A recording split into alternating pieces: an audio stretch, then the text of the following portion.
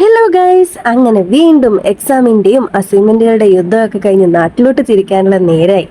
ഓഹ്, എന്താ ഒരു സുഖം. വീട്ടിലേക്ക് വേണ്ടി കുറച്ച് മൈസൂർ പാക്ക് വാങ്ങി.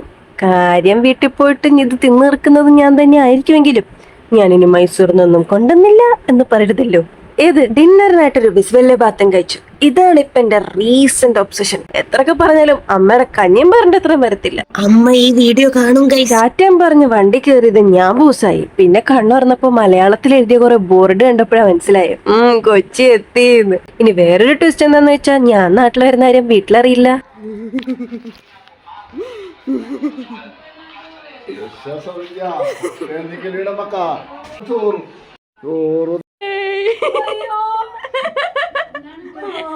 ഈ ഞെട്ടൽ എന്നെ കണ്ട സന്തോഷത്തിലാണെന്നൊന്നും തെറ്റിദ്ധരിക്കല്ലേ.